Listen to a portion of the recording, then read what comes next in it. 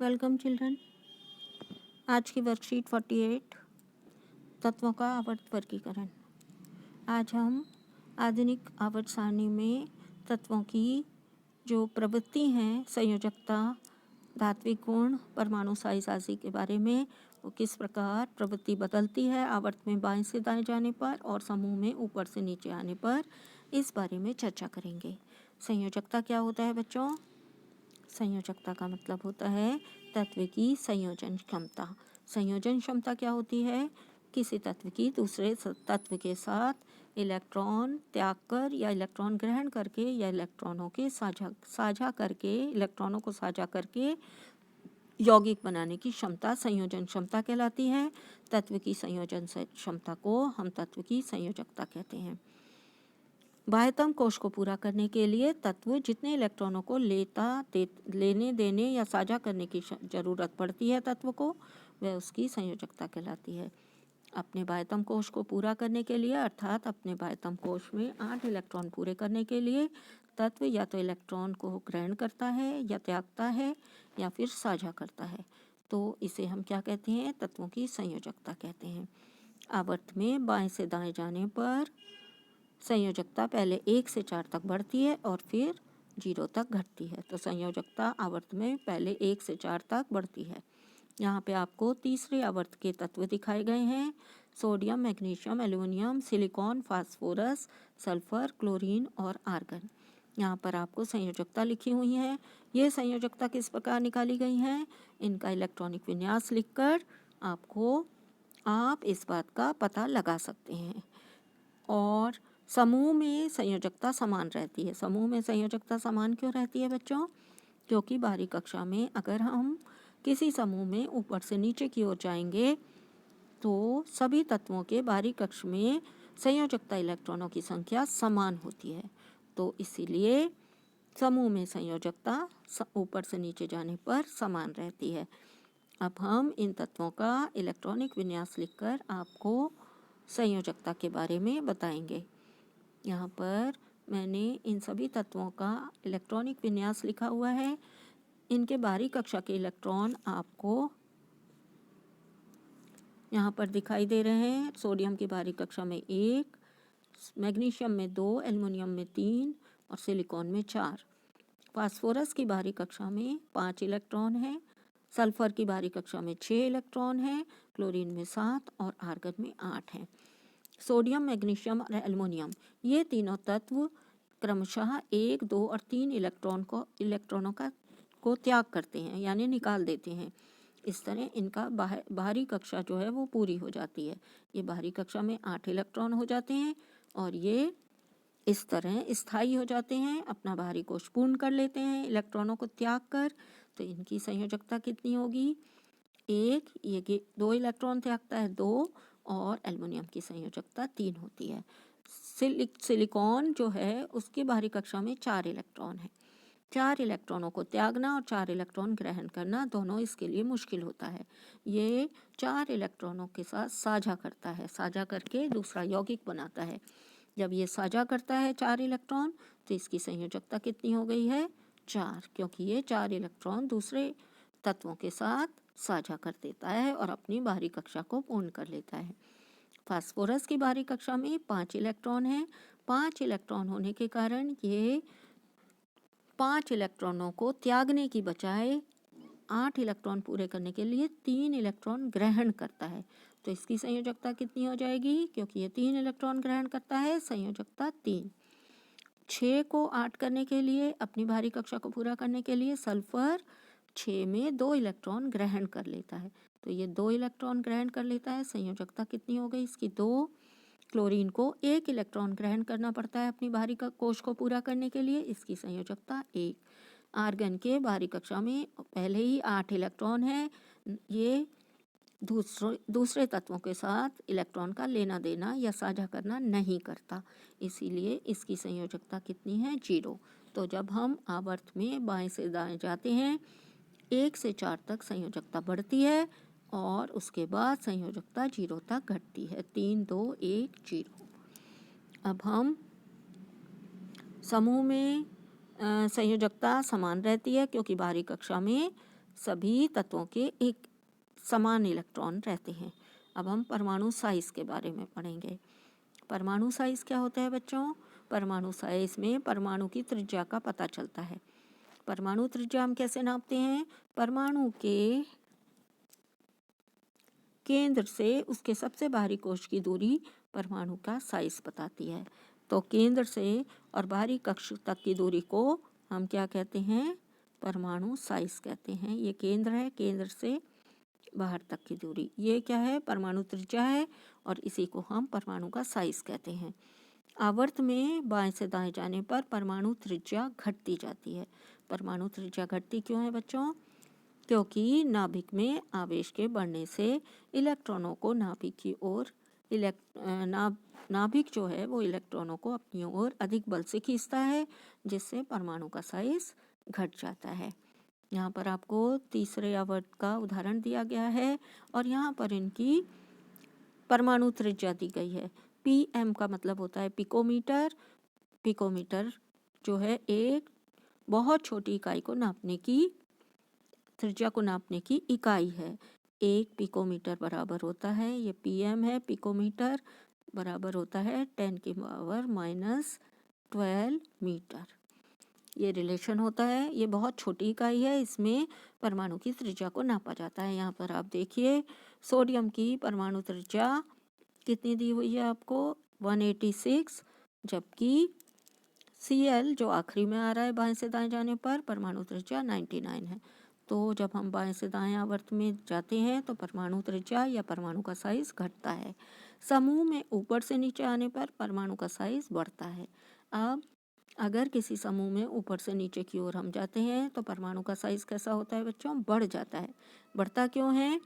क्योंकि ऊपर से नीचे जाने पर कोशों की संख्या बढ़ती जाती है।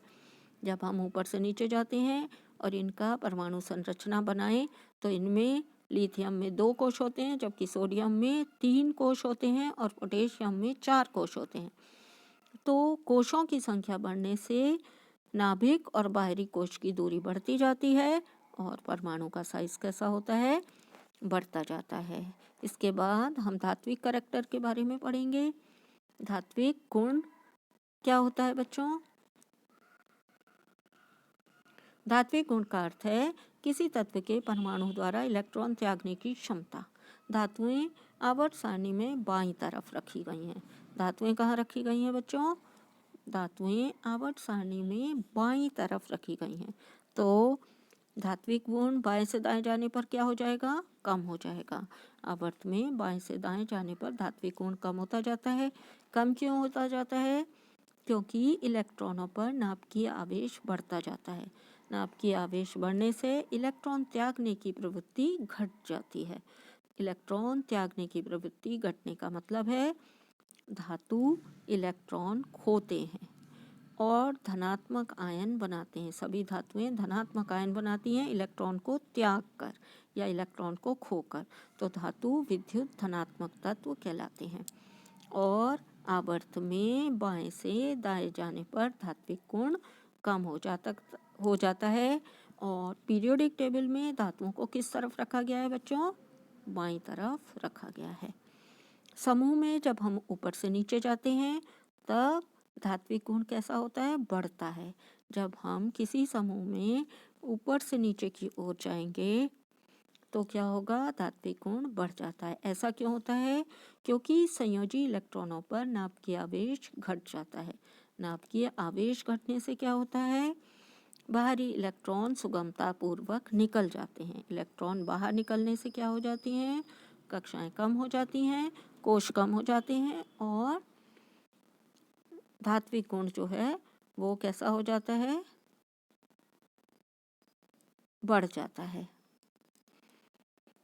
अधात्विक गुण कैसे बढ़ता है और घटता है आवर्त में और समूह में? अधातुओं को कहाँ रखा गया है बच्चों? अधातुएं विद्युत ऋणात्मक होती हैं, उनके ऊपर नेगेटिव आवेश होता है क्योंकि उनमें इलेक्ट्रॉन ग्रहण करके आबंध बनाने की प्रवृत्ति होती है। तो ये क्या करती हैं? धातुएं आसानी से इलेक्ट्रॉनों को ग्रहण कर लेती हैं, जबकि धातुएं आसानी से इलेक्ट्रॉनों को त्याग देती हैं। धातुओं के ऊपर पॉजिटिव आवेश होता है जबकि ऑक्सीजन एक अधातु है, इसके ऊपर ऋणात्मक या नेगेटिव आवेश होता है। क्लोरीन एक अधातु है, इसके ऊपर भी नेगेटिव आवेश होता है। अधातुएं आवर्त सारणी में दाईं ओर पाई जाती हैं, यानी ये दाईं ओर रखी हैं। बाईं ओर कौन रखा हुआ है बच्चों? बाईं ओर धातुएं रखी हैं, जबकि दाईं ओर अधातुएं रखी हैं। आवर्त में बाएं से दाएं जाने पर अधात्विक गुण बढ़ता है। धात्विक गुण कम होता है, अधात्विक गुण बढ़ता है, क्योंकि प्रभावी नाभिकीय आवेश बढ़ने के कारण इलेक्ट्रॉन ग्रहण करने की प्रवृत्ति बढ़ जाती है।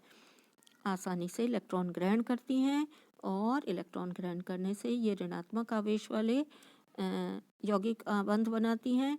इनके ऊपर ऋणात्मक आवेश होता है, इसीलिए बाएं से दाएं जाने पर अधात्विक गुण क्या हो जाता है? बढ़ जाता है। समूह में ऊपर से नीचे आने पर क्या होता है बच्चों? जब समूह में ऊपर से नीचे आते हैं तो अधात्विक गुण कम होता है। अधात्विक गुण कम क्यों हो जाता है? क्योंकि प्रभावी नाभिकीय आवेश कम हो जाता है, जिससे इलेक्ट्रॉन ग्रहण करने की क्षमता कम हो जाती है। तो कम इलेक्ट्रॉन ग्रहण करती हैं ये, इलेक्ट्रॉन ग्रहण करने की क्षमता कम होती है, जिससे क्या हो जाता है? उनका धात्विक गुण बढ़ जाता है और अधात्विक गुण कम हो जाता है। आवर्त सारणी के मध्य में उपधातुएं या अर्धधातुएं पाई जाती हैं। उपधातुएं क्या होती हैं बच्चों? वो धातुएं जिनमें कुछ गुण धातुओं के और कुछ गुण अधातुओं के पाए जाते हैं, या ऐसी तत्व जो कुछ गुण धातुओं के और कुछ गुण अधातुओं के दर्शाते हैं, उन्हें हम उपधातु या मेटेलॉइड कहते हैं। धात्विक ऑक्साइड कैसे होते हैं? धातुओं के ऑक्साइड क्षारकीय प्रवृत्ति के होते हैं, जबकि अधातु के ऑक्साइड अम्लीय प्रकृति के होते हैं। अब हम प्रश्नोत्तर देखेंगे। पहला प्रश्न है आपका, परमाणु साइज आवर्त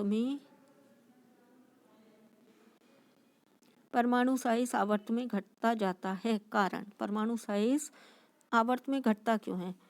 परीक्षण प्रभाव के कारण, प्रकाश का विद्युत प्रभाव के कारण, नाभिकीय बल में वृद्धि के कारण और नाभिकीय बल में कमी के कारण। तो बच्चों इसका करेक्ट आंसर क्या आएगा? इसका करेक्ट आंसर आएगा नाभिकीय बल में वृद्धि के कारण। तो नाभिकीय बल में पॉजिटिव आवेश बढ़ता है नाभिक में, जिसके कारण परमाणु का साइज आवर्त में बाएं से दाएं जाने पर घट जाता है। क्वेश्चन नंबर 2, संयोजकता से आप क्या समझते हैं? दूसरे तत्वों से संयोजन क्षमता को, दूसरे तत्वों से जो तत्व संयोजित होते हैं और इलेक्ट्रॉन को ग्रहण करते हैं, त्यागते हैं या साझा करके दूसरे तत्वों के साथ आबंध बनाते हैं, जिसे हम संयोजकता कहते हैं। किसी तत्व के इलेक्ट्रॉनिक विन्यास द्वारा उसकी संयोजकता कैसे ज्ञात की जा सकती है? यहाँ पर बच्चों आप इलेक्ट्रॉनिक विन्यास लिखकर उसकी संयोजकता कैसे ज्ञात कर सकते हैं, यहाँ पर अभी आपको एक्सप्लेन किया गया था। यहाँ मैंने इलेक्ट्रॉनिक विन्यास लिखे हुए हैं। इलेक्ट्रॉनिक विन्यास लिखकर हमें क्या करना होता है? हमें संयोजकता निकालने के लिए बाहरी कक्ष के इलेक्ट्रॉनों को 1 से 4 तक तो हमें कुछ नहीं करना होता। जो बाहरी कक्ष में इलेक्ट्रॉन होते हैं उसी को हम संयोजकता मानते हैं, जबकि 4 से ज़्यादा बाहरी कक्ष में इलेक्ट्रॉन होने पर हम संयोजकता निकालने के लिए उनको 8 में से माइनस कर देते हैं। अगर बाहरी कक्षा में इलेक्ट्रॉनों की संख्या 1 से 4 है, तो जो बाहरी कक्षा में इलेक्ट्रॉन हैं वही तत्व की संयोजकता बनेंगे। अगर बाहरी कक्षा में इलेक्ट्रॉनों की संख्या 4 से ज़्यादा है, तो हमें संयोजकता निकालने के लिए क्या करना पड़ता है बच्चों? इन इलेक्ट्रॉनों को हम 8 में से माइनस कर देते हैं। तो जब हम 8 में से यहाँ पर 4 तक तो संयोजकता वही रहेगी। बाहरी कक्षा में अगर 5 इलेक्ट्रॉन हैं, 4 से ज़्यादा हैं, तो हम इसको 8 में से माइनस करेंगे। तो 8 में से 5 गए, संयोजकता कितनी आ गई? 3। यहाँ पर बाहरी कक्षा में कितने इलेक्ट्रॉन हैं? 6। संयोजकता निकालने के लिए हम क्या करेंगे, 8 में से 6 को माइनस कर देंगे, संयोजकता आएगी 2। क्लोरीन में बाहरी कक्षा में 7 इलेक्ट्रॉन है। संयोजकता निकालने के लिए हम बाहरी कक्षा 8 में से 7 को माइनस करेंगे, क्योंकि अगर बाहरी कक्षा में इलेक्ट्रॉनों की संख्या 4 से ज़्यादा होगी तो हम क्या निकालेंगे, 8 में से माइनस करके संयोजकता निकालेंगे। और अगर किसी तत्व के बाहरी कक्षा में इलेक्ट्रॉनों की संख्या 1 से 4 के बीच में होगी तो जो संयोजकता इलेक्ट्रॉन होते हैं या बाहरी कक्षा में इलेक्ट्रॉन होते हैं वही उस तत्व की संयोजकता होती है। आर्गन की संयोजकता कितनी आएगी बच्चों, 8 - 8 0। तो इस प्रकार हम इलेक्ट्रॉनिक विन्यास से क्या निकाल सकते हैं, किसी तत्व की संयोजकता निकाल सकते हैं। किसी तत्व का धात्विक अभिलक्षण से आप क्या समझते हैं और समूह में नीचे की ओर जाने पर यह कैसे बदलता है, कारण समझाइए। इसका आंसर आपको यहाँ पर दिया हुआ है। धात्विक गुण से आप क्या समझते हैं, धात्विक गुण का अर्थ होता है किसी तत्व के परमाणु द्वारा इलेक्ट्रॉन त्यागने की क्षमता। तो अगर हम आवर्त में बाएं से दाएं जाते हैं धात्विक गुण कम हो जाता है, अगर हम समूह में ऊपर से नीचे आते हैं तो धात्विक गुण क्या हो जाता है, बढ़ जाता है। Next question number 4। समूह में नीचे की ओर आने पर आवर्त में बाएं से दाएं जाने पर परमाणु का साइज की प्रवृत्ति किस प्रकार बदलती है, कारण बताइए। यहाँ पर आपको दोनों के कारण भी लिख कर दिए गए हैं। प्रवृत्ति किस प्रकार निकलती है, जब हम आवर्त में बाएं से दाएं जाते हैं तो परमाणु त्रिज्या या परमाणु का साइज घट जाता है, और जब हम समूह में ऊपर से नीचे आते हैं तो परमाणु का साइज बढ़ जाता है। कारण क्या है उसका, बाएं से दाएं जाने पर नाभिक में आवेश के बढ़ने से इलेक्ट्रॉनों को नाभिक की ओर खींचा जाता है, जिससे परमाणु का साइज घट जाता है, जबकि समूह में ऊपर से नीचे आने पर कोशों की संख्या बढ़ती जाती है, इसलिए परमाणु का साइज या परमाणु की त्रिज्या बढ़ जाती है। नेक्स्ट क्वेश्चन,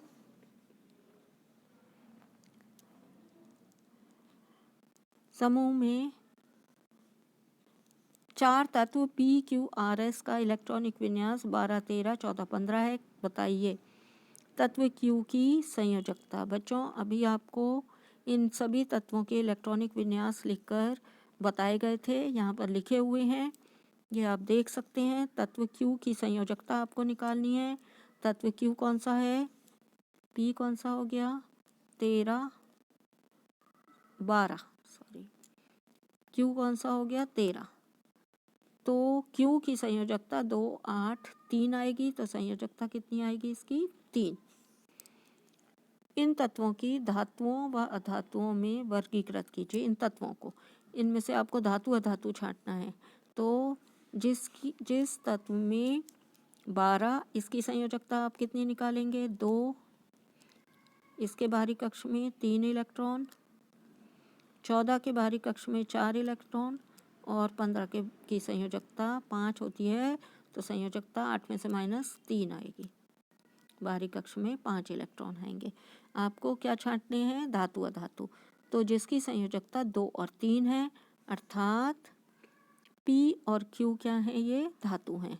R उपधातु है, 14 है इसका, ये 4 इलेक्ट्रॉनों का साझा करके बनता है, जबकि S जो है उसकी संयोजकता हमने कितनी निकाली है, S की यहाँ पर क्या दिया था आपको, 15।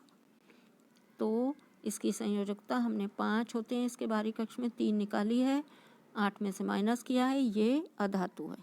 ये वाली क्या है आपकी, अधातु। और जो R है PQR, R क्या है बच्चों, उपधातु। और PQ क्या है आपके, ये दोनों क्या हैं, धातु। नेक्स्ट क्वेश्चन, इनमें से कौन सा तत्व अत्यधिक क्षारकीय ऑक्साइड बनाएगा। तो क्षारकीय ऑक्साइड सबसे ज़्यादा कौन बनाएगा, P, जिसकी संयोजकता 2 है। पी सबसे अधिक क्षारकीय ऑक्साइड बनाएगा। Thanks for watching.